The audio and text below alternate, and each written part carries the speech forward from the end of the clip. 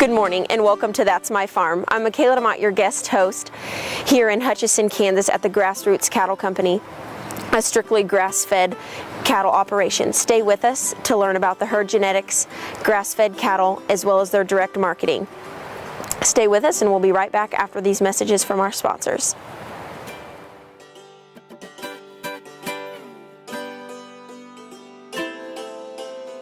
Closed captioning brought to you by Ag Promo Source. Together we grow. Learn more at agpromosource.com.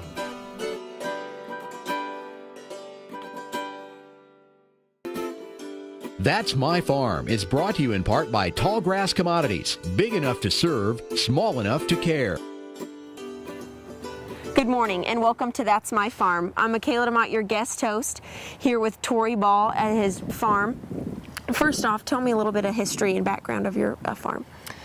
In 1982, my family moved here to the farm just right south of Hutchinson. My great uncle had owned it before that, and he sold it to my parents. And his grandpa had started it as a dairy around the turn of the 1900s.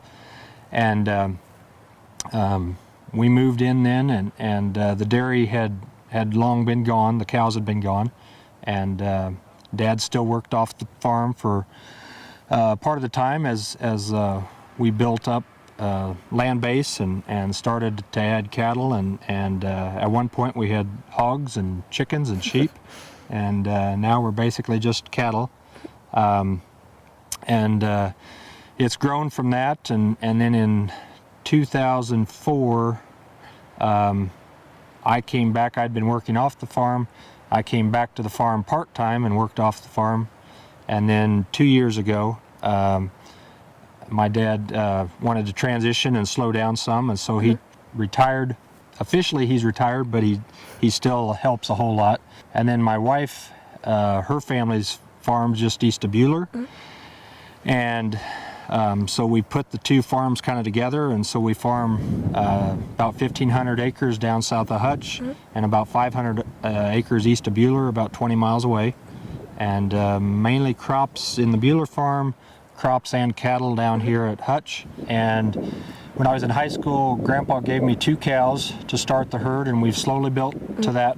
In 2004, when I came back to the farm more, we decided to move towards grass-fed beef, and the reasoning for that was primarily to hopefully take the highs and the lows out of the market. And so we direct market some, we wholesale some, and we sell some genetics, bulls and females, into the grass-fed sector primarily. Before that, we were just a normal cow-calf operation, sold calves at weaning at the sale barn, and just like most cattle operations around the state, I would say. And some of the forages that, like you're seeing right here in the pictures, would be a cover crop. There's wheat, barley, rye, triticale, vetch, turnips, radishes, some of those kinds of things in this blend. Okay, great. Thank you. We will be right back after these messages from our sponsors.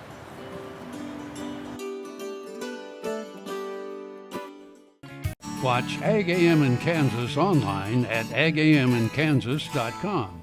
Ag Promo Source is a unique group of marketing specialists with one mission: help your ag business grow. Each affiliate has their own area of expertise, and they work together to bring you advice, products, and services. To get started, visit agpromosource.com. Ag Promo Source. Together we grow. Brown Chevrolet Buick in Wamego is driven by the spirit of American ingenuity. Come in for a new Chevrolet car, truck, or SUV. If we don't have exactly what you want, we'll find it for you. And we also have a great selection of used cars. We make sure you have an easy, fun, and transparent sales experience that saves you time and money. But if you want high-pressure salesmen and hours spent in the finance office, you'll just have to go elsewhere. Brown Chevrolet Buick in Wamego. We're making car buying great again. person who's involved in ag production and cattle ranching, Bill Rischel here in North Platte, told me about Kansas Regenerative Medicine. And after talking to Dr. Pope, we did a lot of reading and researching, looking on the internet about it. I guess the thing that impressed me is that he told me, he said, if we don't think it's going to help you, we're not going to do it. I thought that was a very good approach. I'm a former athlete, played college basketball, played overseas after college, had some severe trauma on the right ankle, right knee, joint in my hand also. This brace is what I had to wear all the time. Now I don't wear this during the day. That's a real improvement for me. My knee doesn't bother me. This joint came around quick. It was the first thing I noticed improving. You can see in the background here there's different fish and game that I hunt. The ability to walk was impacting my outdoor endeavors. I think it's really valuable, and encourage anybody that's interested to go down and at least do a consultation with them. To see this show and past episodes of Ag AM in Kansas, go online to agaminkansas.com. That's My Farm. It's brought to you in part by Tallgrass Commodities. Big enough to serve, small enough to care. Good morning and welcome back to That's My Farm. I'm Michaela DeMott, your guest host, here with Tori Ball. So first off, Tori, tell me the difference in genetics when it comes to grass-fed beef versus conventional feedlot beef. Good question. There's a lot of different people trying to do grass-fed beef with a lot of different genetics. What we have found that works well for us in our program here in South Central Kansas is we're primarily Angus and Red Angus, Black Angus and Red Angus, and we have decided, because we're direct marketing some of our beef to customers and trying to get the best eating experience possible, which means we need cattle that will fatten easily on grass. We've gone back and we're using some genetics from many years ago, the old Aberdeen Angus genetics. For example, we've got 2 bulls on the farm, a Red Angus bull, and his sire was born a few years ago in Scotland, in the county of Angus. And then another bull we've got, he's a 9-year-old now. His sire was born and imported into the States. His sire was born in 1953 and brought into the States back when you could still import cattle from the UK. And we've used him very heavily. I'm really excited about his females, the daughters he's producing. We've sold a couple bulls out of him. We don't sell a lot of seed stock, but we sell a few bulls a year. We mainly have brought cattle in from the Y Angus herd in Maryland, from a couple herds in North Carolina and one in Pennsylvania, and then a couple herds in Montana. And we've tried to adapt them to South Central Kansas, and then we'll keep 5 to 7 bulls a year intact. We'll probably use 2 or 3 in our own herd and sell the remaining ones. We'll sell some bred heifers or open heifers every year, primarily to people looking to get into grass-fed beef, but not always. Our cattle are more moderate framed than most of the cattle today in size, but we're looking for 1,100 to 1,200 pound finished weight steer, and so most of our cows are going to be in the 1,000 to 1,200 pound range size. Perfect. So tell me a little bit more about some techniques and strategies you use to keep your grass-fed cattle healthy. By not being able to feed grain, we've got to have a year-round supply of grass or forages, growing forages as much as possible. We will feed hay as we need to supplement, but the field we're standing in now is a winter annual mix, and these fall calvers behind us are grazing that. They've been grazing on a mix like this all winter long with very few supplemented bales to give them a little dry feed to supplement it. If we get a calf that gets sick or a cow that gets sick, our protocol is we will give it a shot of antibiotics to get it over that. We'll segregate it, keep records of that, and Some of our customers don't mind if they've been treated once or twice in their lifetime. Some don't ever want any antibiotics. And so we'll make sure that that animal would not have gotten into to one of those customers that doesn't want that. Okay, great, thank you. We'll be right back after these messages from our sponsors.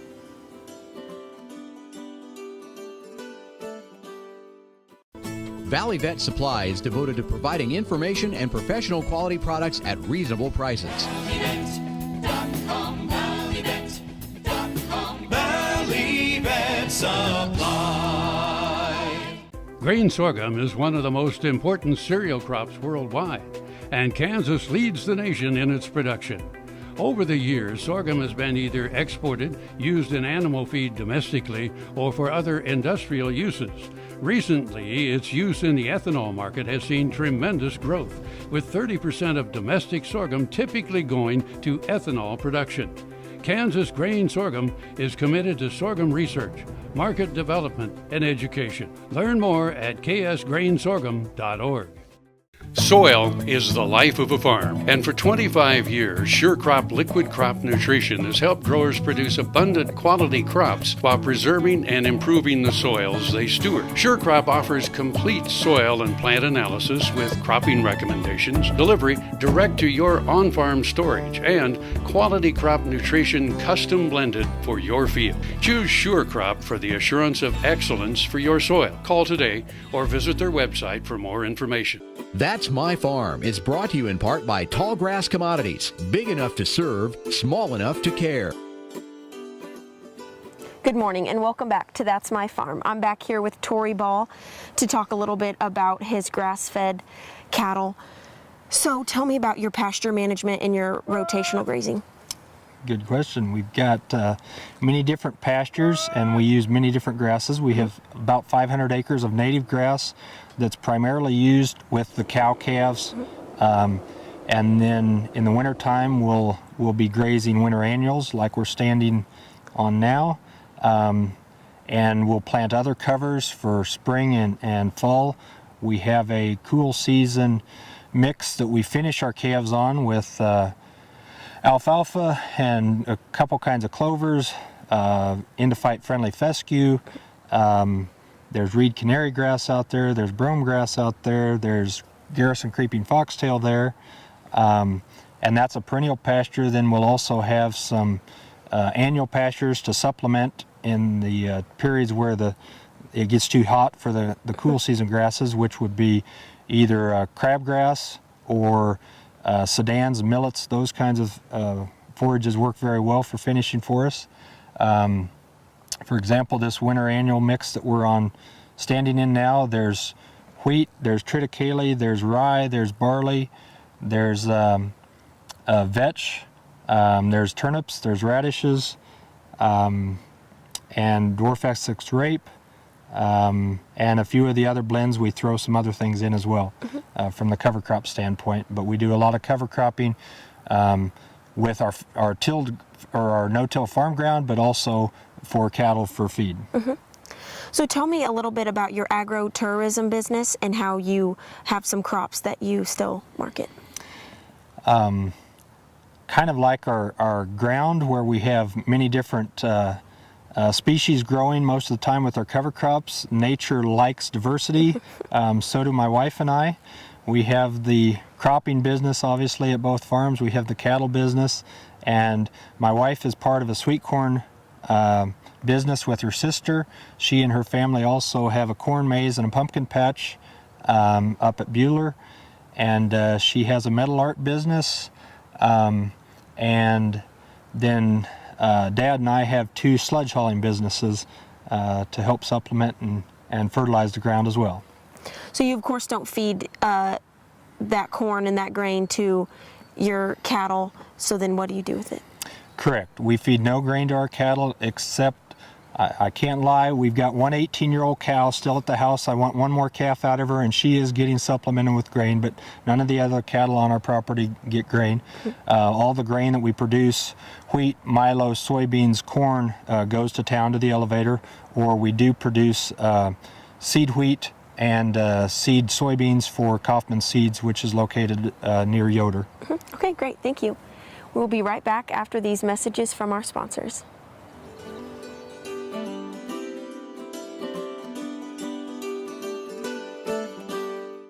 Next time you see a beautiful field of corn, reach out and thank the farmers who work tirelessly to raise corn for livestock feed, renewable fuels, and exports to feed a growing world population.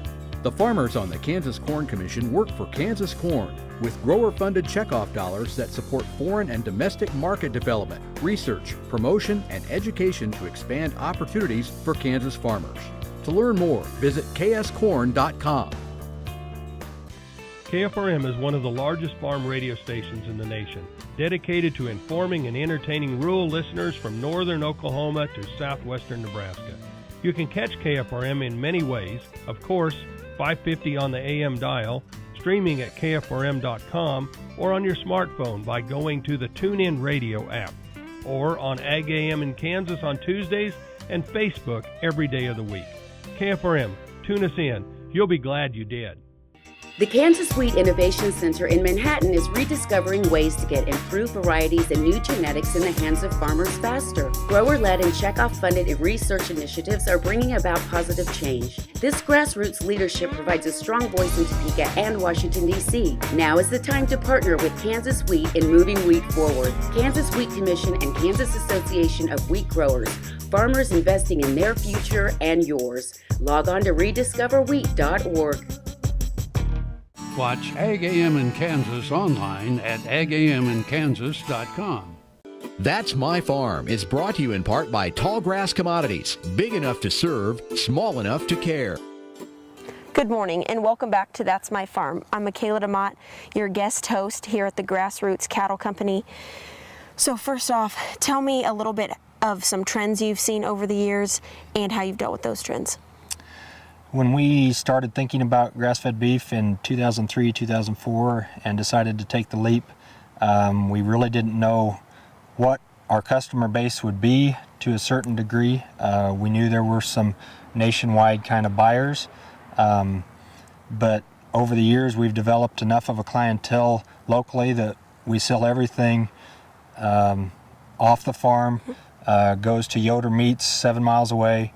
It's everything we produce is butchered there and either wholesaled or sold retail locally to friends, family, and other customers. It's interesting, I'd say actually most of our customers that buy our beef were either non-red meat eaters or they weren't eating beef at all for whatever reasons, and for some reason they have come back and decided they wanted to eat grass-fed beef, and most of them want the story. They want to know it's locally produced. They want to know who produced it, and that's where the majority of our customer base has come from. And what are some challenges you've seen over the years since you've been in this industry? The biggest challenge is weather. A few years ago, our finishing pasture was totally flooded out, and we lost all our forage that we were going to finish those calves on, and we had to go to Plan B and Plan C really quickly. We have irrigation, and we graze under irrigation, which helps, and that's an advantage we have that I know not everybody has.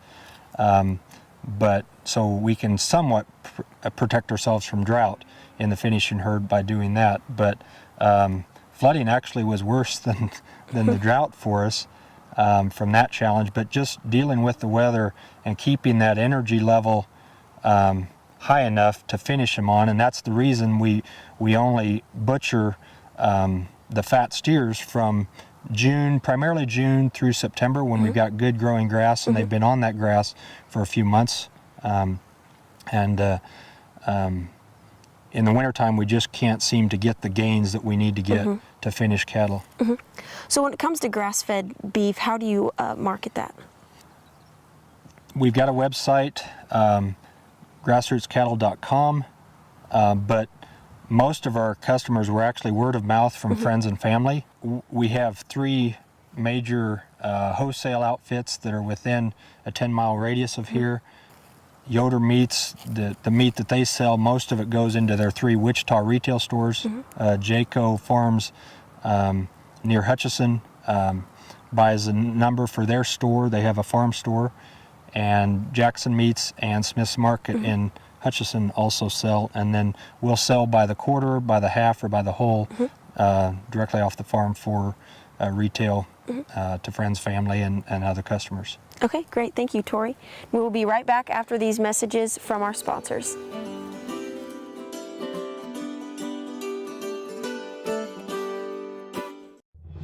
No matter where, no matter why, the Veterinary Health Center at Kansas State University is committed to providing quality patient care to animals and exceptional customer service to their owners. From routine checkups to emergency and specialty care, our world-renowned specialists and experienced professionals are here to discover, to teach, and to heal. Let us know. How can I help? How can we help?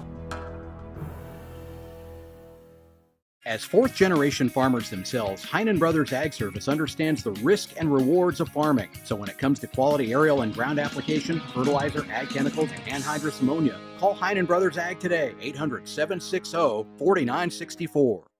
Tarwater Farm and Home has been family-owned and operated since its beginning in 1978. What you need for farm and agriculture, lawn and garden, clothing and footwear, and so much more. You'll be surprised at what you'll find in this huge store. They have what you need and lots of it. So come take a look. You'll discover that customer service is first and foremost. Always has been with the Tarwaters. Tarwater Farm and Home, 4107 North Topeka Boulevard. That's My Farm is brought to you in part by TALLGRASS Commodities. Big enough to serve, small enough to care.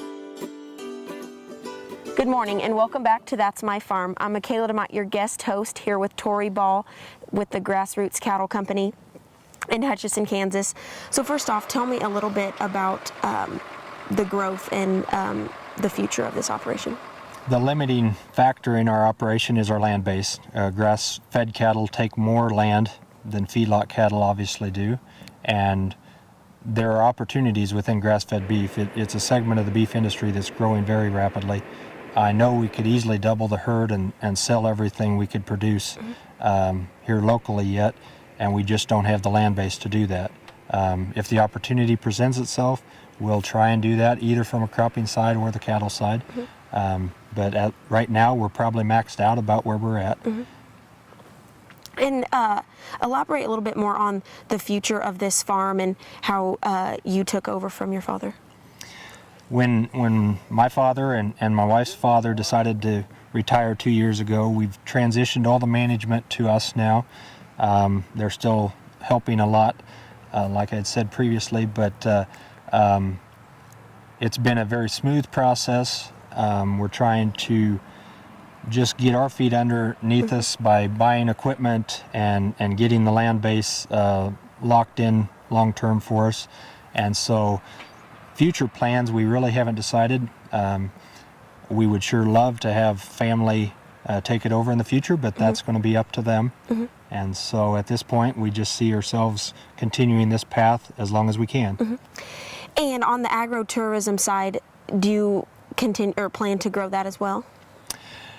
That's more my wife's baby with her family, and every year they try and do something new for the corn maze and the pumpkin patch. So I don't know that I'm the best one to say that, but as far as I know, they plan to continue for the foreseeable future with both their sweet corn business and their corn maze and pumpkin patch business. So having a grass-fed operation requires a significant amount of sustainability. What are some techniques, strategies that you do to ensure to stay sustainable? Everything we do around here, we try and think about that. There's always room for improvement, and I'm sure there'll be new technology in the future that helps us to do that even better. Cover crops and soil health is something we've really started to concentrate on in the last couple years, and I think we're making progress, but we've got a long ways to go and a lot more to learn about them. There's so much to learn about soil health and the biology within the soil and as some people say, the livestock under the soil and in the soil. Okay, great. Thank you, Tori. And thank you for watching this episode of That's My Farm. Stay tuned next week to see the next episode.